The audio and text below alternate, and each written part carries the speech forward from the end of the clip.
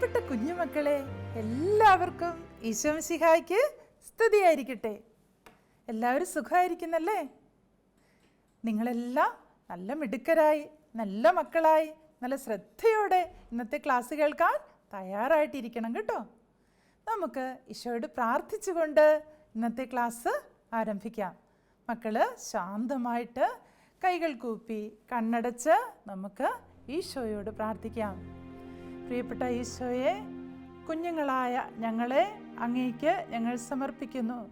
ഈശോയെ, ഇന്ന് അങ്ങയുടെ പരിശുദ്ധാത്മാവിനാൽ നിറച്ച് ഈ ക്ലാസ്സുകളെല്ലാം ശ്രദ്ധയോടെ ശ്രവിക്കുവാനും മനസ്സിലാക്കുവാനും വേണ്ട വലിയ അനുഗ്രഹം ഞങ്ങൾക്ക് തരണമേ. പരിശുദ്ധ അമ്മേ, മാതാവേ, ഈ നിമിഷങ്ങളിലെല്ലാം അമ്മ ഞങ്ങൾക്ക് വേണ്ടി പ്രാർത്ഥിക്കണമേ.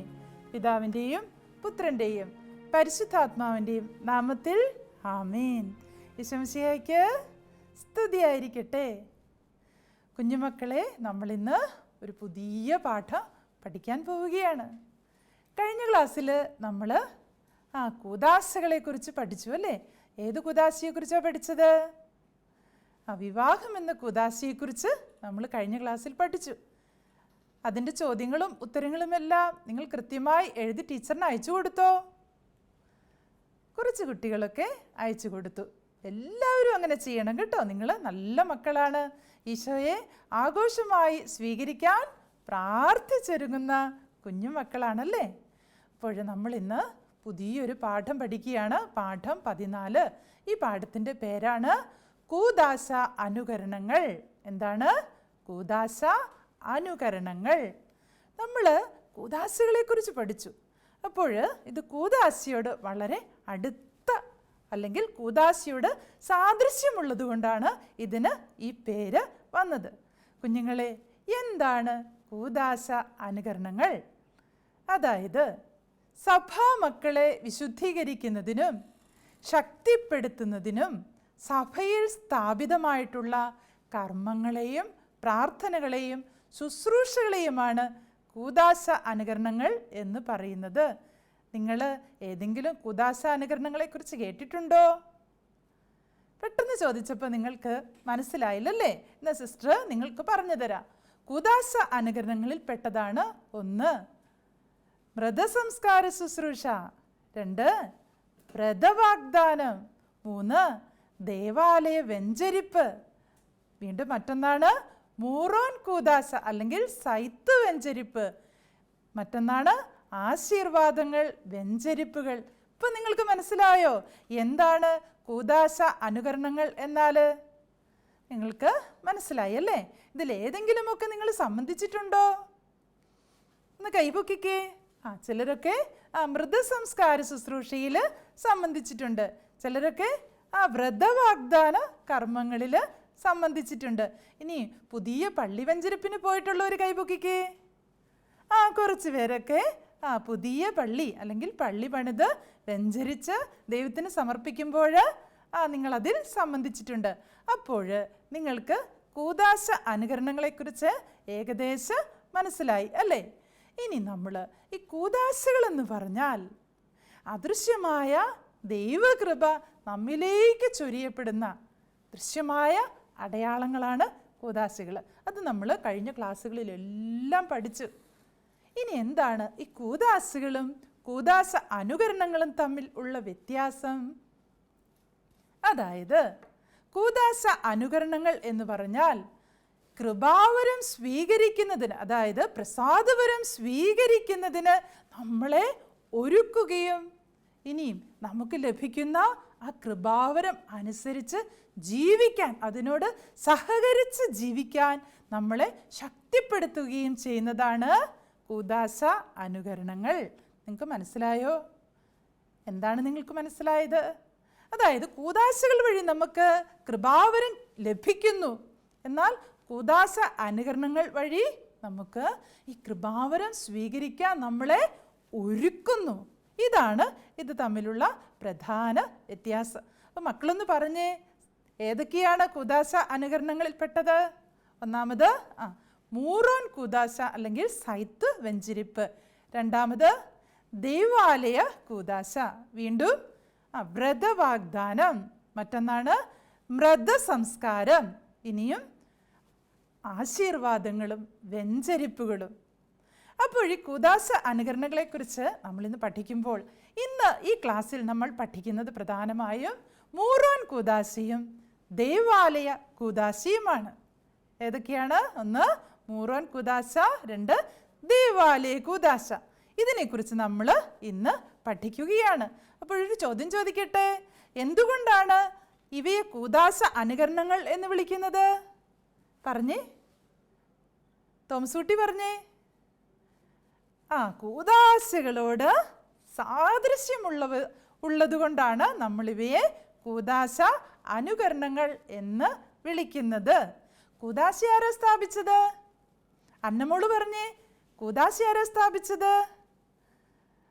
കൂദാശ ഈശോ സ്ഥാപിച്ചതാണ്. അപ്പോൾ കൂദാശ അനുകരണങ്ങളോ? അത് സഭയുടെ അധികാരത്താൽ സ്ഥാപിക്കപ്പെട്ടവയാണ്.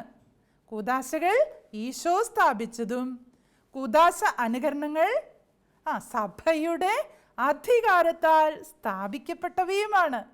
അങ്ങനെ നമ്മുടെ കാലഘട്ടത്തിനനുസരിച്ച് ഓരോരോ കാലങ്ങളിൽ സഭാ സമൂഹത്തിൻ്റെ ആവശ്യങ്ങൾ പരിഗണിച്ചാണ് സഭ ഈ കർമ്മങ്ങൾ ആരംഭിച്ചത്. ഓരോ കാലഘട്ടത്തിനും ആവശ്യങ്ങൾ പരിഗണിച്ചാണ് ഈ കൂദാശ അനുകരണങ്ങൾ സഭ ആരംഭിച്ചത്. കുഞ്ഞുങ്ങൾക്ക് മനസ്സിലാകുന്നുണ്ടോ?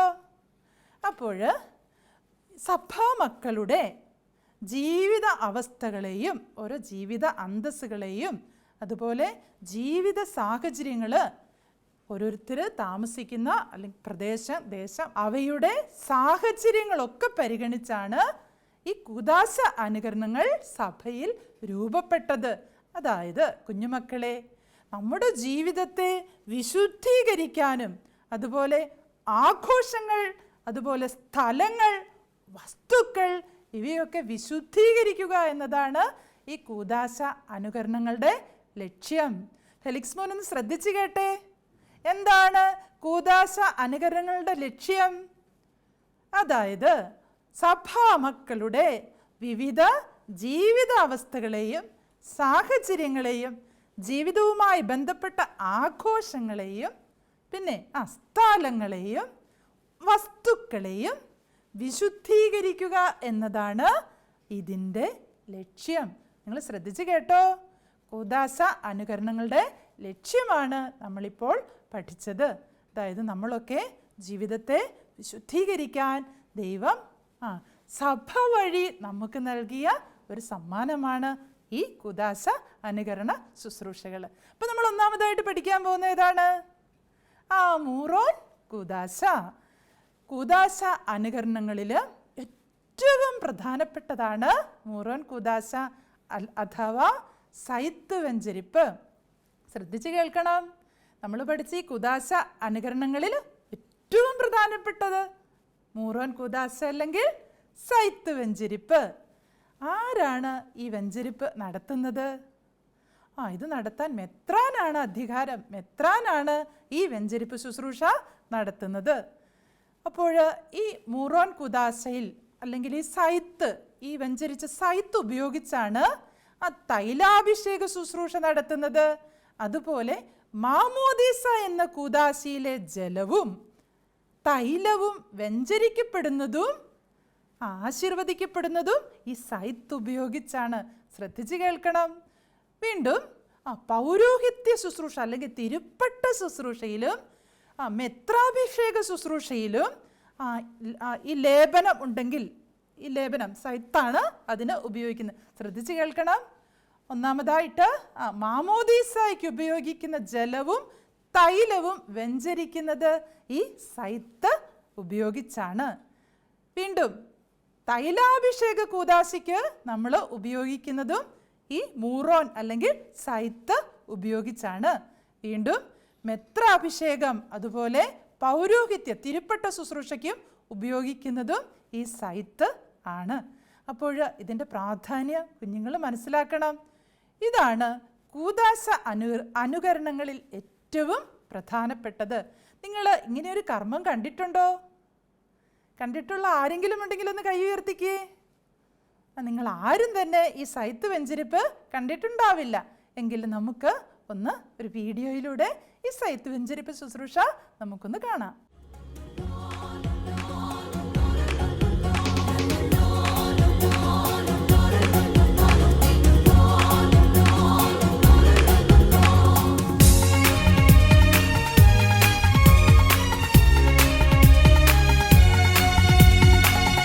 ചേരാം സ്നേഹത്തിൽ ഒരു മനമായി പൊരുതി.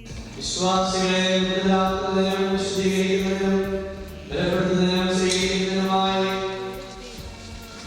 ഈ തൈലം സജീവവും പ്രധാനമായ സംഭാവനയാൽ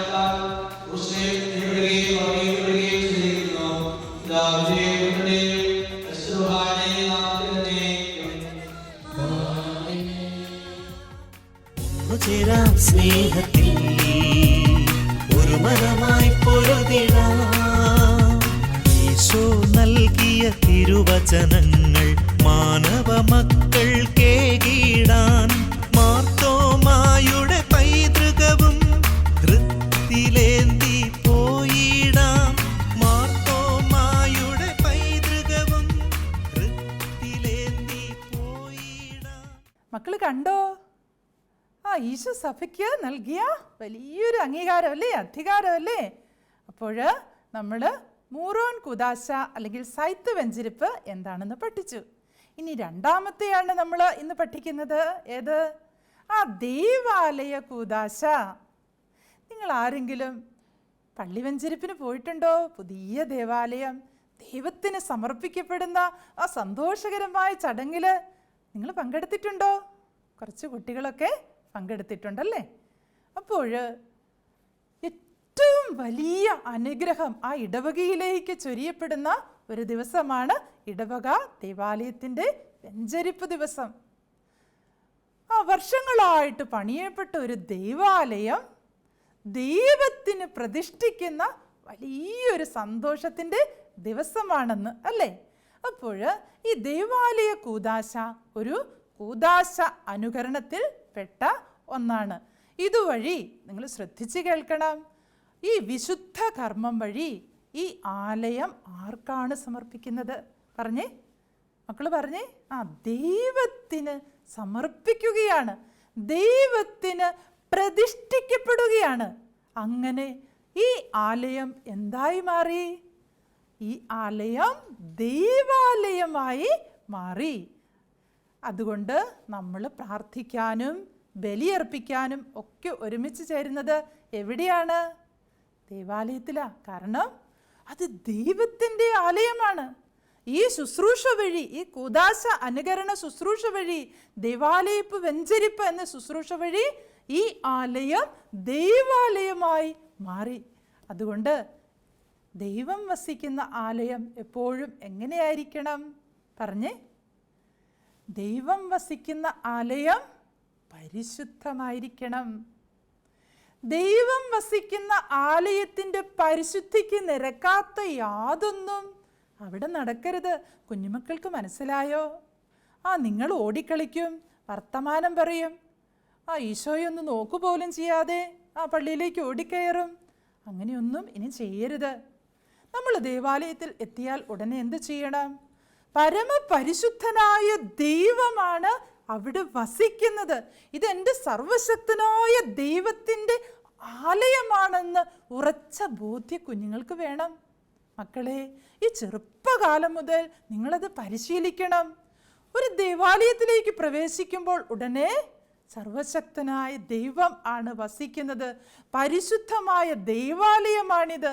ഈ ബോധ്യത്തിൽ നമ്മൾ പള്ളിയിലേക്ക് പ്രവേശിക്കണം, വിശുദ്ധ കുർബാനയിൽ പങ്കെടുക്കണം, അതുപോലെ പ്രാർത്ഥിക്കണം. ഇങ്ങനെയുള്ള കാര്യങ്ങളെല്ലാം വളരെ ശ്രദ്ധയോടെ നിങ്ങൾ അനുഷ്ഠിക്കണം. നിങ്ങൾ വിശുദ്ധ ഫ്രാൻസിസ് അസീസിനെ കുറിച്ച് കേട്ടിട്ടുണ്ടോ? ഈ വിശുദ്ധ ഫ്രാൻസിസ് അസീസി ഈ ലോകത്തിലെ എല്ലാ ദേവാലയങ്ങളിലും വസിക്കുന്ന ഈശോയെ ഇരിക്കുന്ന സ്ഥലത്ത് നിന്നുകൊണ്ട് തന്നെ ആരാധിച്ചു. എങ്ങനെയാണെന്നറിയാമോ?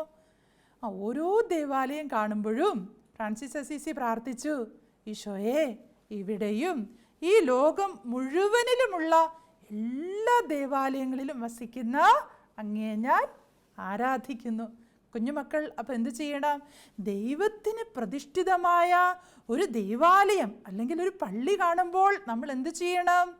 അവിടെ വസിക്കുന്ന ഈശോയെ മനസ്സിൽ ധ്യാനിച്ച് നമ്മളൊന്ന് വണങ്ങണം, അല്ലെങ്കിൽ ഒരു കുരിശ് വരയ്ക്കണം, നമ്മളെ തന്നെ വിശുദ്ധീകരിക്കണം.